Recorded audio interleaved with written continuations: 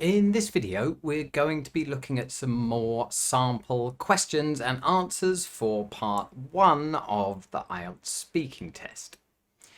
These questions are on the topic of summer. I thought it would be quite appropriate to choose this topic at this time of year. I know the UK is experiencing some very hot weather right now. So these questions that we're looking at come from one of the Cambridge IELTS books, so they're reliable questions, and these style of questions come up very often in the test. Maybe not on this topic exactly, but the style of questions is very similar.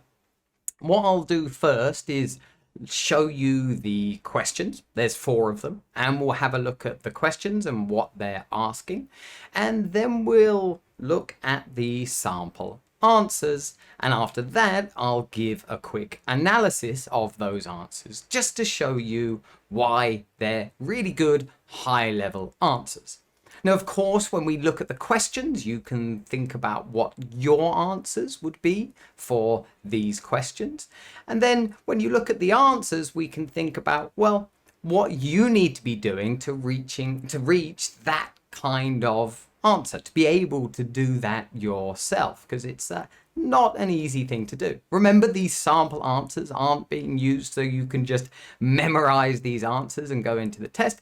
They're to show you what a really good answer looks like, and for you to try and push yourself to give these kind of answers when you're practicing and when you're actually in the test facing the examiner.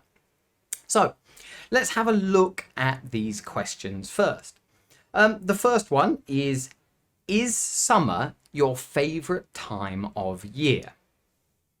So quite a simple, short question. It's a is question. So of course, we're probably going to start an answer with a yes or a no just to make it easier and more direct. And we've just got to answer that, whether it is or not. And maybe also give a bit of detail on why. If you remember from previous videos, we're probably going to have this approach where we have a nice, clear 2-sentence answer to this style of question. So the second question we're looking at is, what do you do in summer when the weather's very hot? So again, a pretty simple question. What do you do? Another question focusing on the present tenses and when the weather's very hot. So you've basically got to tell the examiner the activity that you choose to do when that is the situation, when the weather's hot. And then also, of course, maybe explain why afterwards. So that's the second question. Let's move on to the third question, which is, do you go on holiday every summer? So again, nothing too complex there. It's a do you question. So of course, you'll probably be looking at starting your answer again, maybe with a yes or a no, just to bring focus to your answer. And then of course, well, whether you do or not, and giving a reason for that afterwards, just to give a nice full answer. You might be thinking about the kind of answers you might be giving already. So the fourth and final question we'll be looking at is, did you enjoy the summer holidays when you were at school? Notice this question is a little bit different, but still not that complex. But it's asking you about the past, not about now. All the questions so far have been focused on the present tenses. This one is more focused on the past tense. And this is something that's likely to happen when you're in part 1 of the IELTS speaking test. The examiner wants to test out to see if you can manage using different tenses in English. It's something that's, no matter what the topic is, you're likely to get some kind of question that does this. So, did you enjoy the summer holidays when you were at school? So of course, we've got to begin that again with some kind of yes or no focus at the beginning, and then say whether we did or not. Did we enjoy it or not? And then give a reason for that afterwards. So there we go. Those are the 4 questions that we're looking at. Now we need to look at the sample answers. I'll show you all of the sample answers in one go, and then we'll come back to them afterwards and just give a quick analysis of well, why they're very good and the things that make them good. So, if you remember, that first question was, is summer your favourite time of year? Yes, I think it probably is the best time of year for me. In England, the summer has very long days, and it's nice to spend time with friends in the evenings on those days. What do you do in summer when the weather's very hot? When the heat's almost unbearable, I like to try to find somewhere to go swimming outside.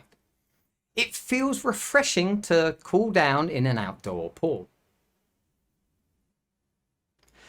Do you go on holiday every summer?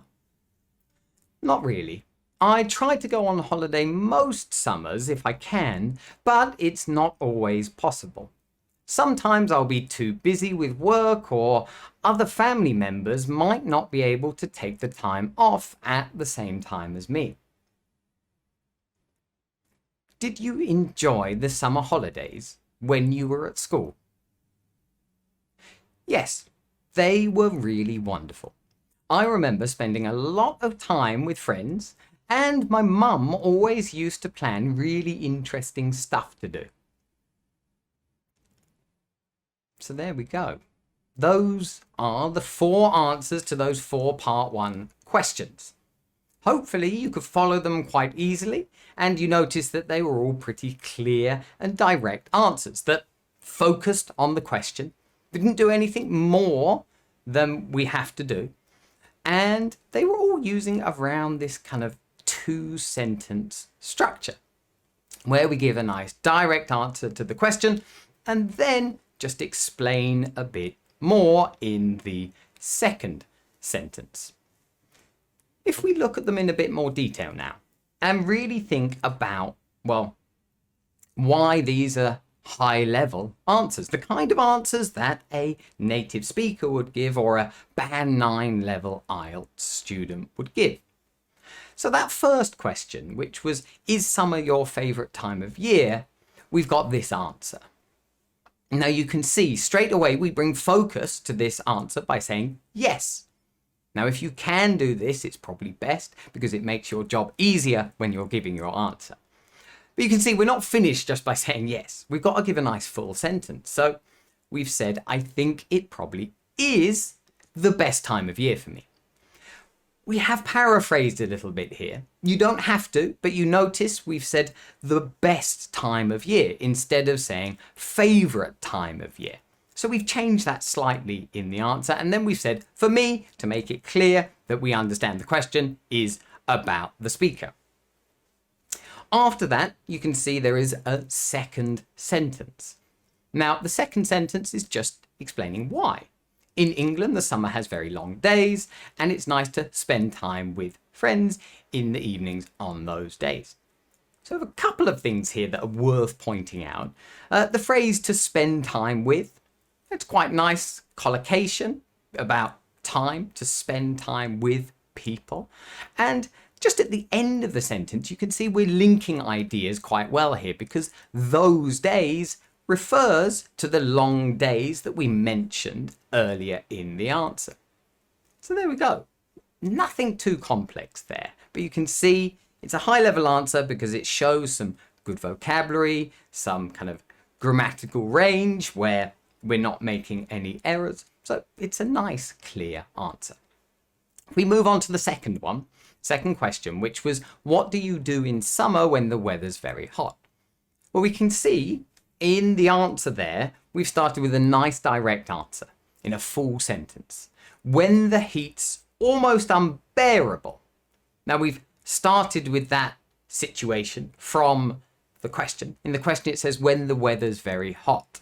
Well, we've changed it slightly. You see how we've paraphrased. You don't have to do this, but if you are looking at really high level answers, then this is something that we have to do. So the heat's almost unbearable. Well, the weather's very hot. Pretty much means the same thing. The word unbearable there might be new for you, but it means that, well, you just can't cope with or deal with the weather. It feels like you just can't stand it. So that's the situation. And then, well, we've got to say what we do. And we've said here, I like to try to find somewhere to go swimming. Nice and clear. Finding somewhere to go swimming. That's the activity that we do when it's very, very hot.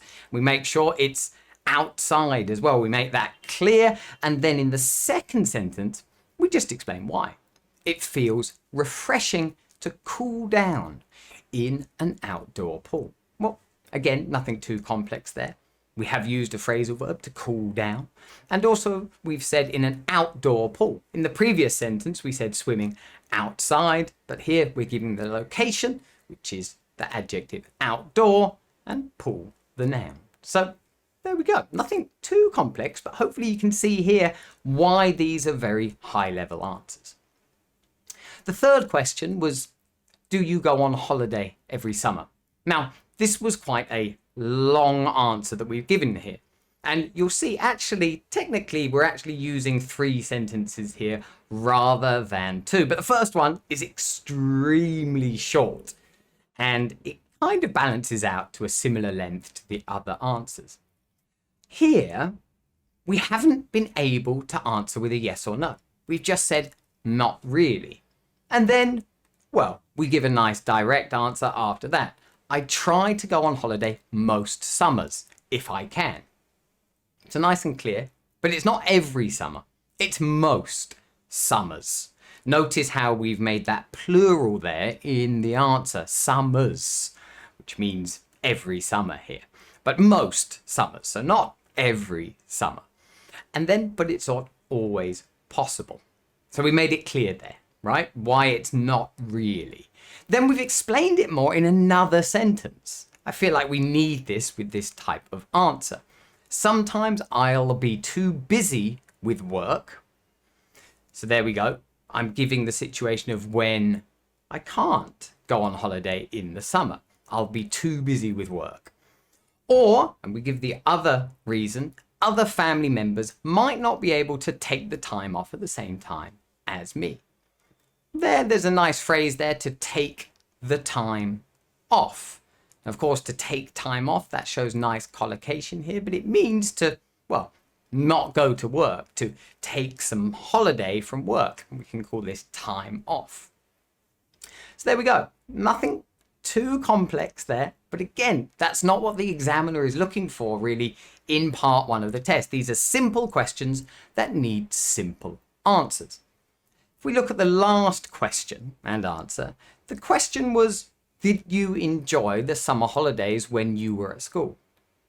Now, like I said, this is a question about the past. So you can see in the answer here, yes, we've started nice and directly with the word yes, because it's a did you question. And then we've said they were really wonderful. So they, of course, is referring to the summer holidays that were mentioned in the question. Sometimes we can do this. And they were really wonderful. Well, we've shown there that we understand the question is about the past by using were. Okay, not are for the present.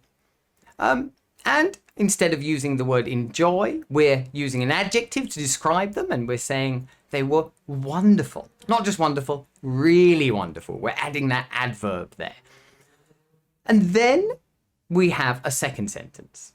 Now, in that sentence, we're talking about a memory. Now, of course, you can see it begins, I remember, which of course we're remembering right now. So we're actually using the present tense there. We're mixing a bit, showing flexibility between these tenses. I remember spending a lot of time with my friends. There's that collocation again there between spend and time that you can see. And then I explain another thing that I remember. And my mum used to always plan really interesting stuff to do.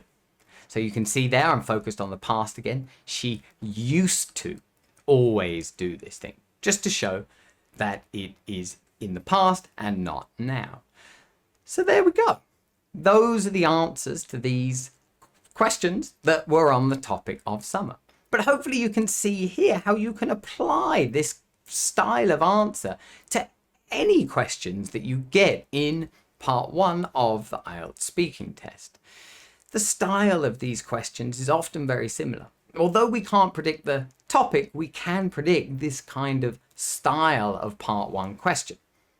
So why don't you give it a go yourself, see what your answers would be for these questions. See if you can apply some of the things that I've said and analysed in my answers that could help you with your answers too. But there we go. Hopefully you enjoyed the video and you found it helpful. If you did, then remember to click the like button. And also, if you haven't already, then remember to click the subscribe button so you don't miss out on any similar videos in the future. So there we go. Thanks for watching, guys, and see you in the next video.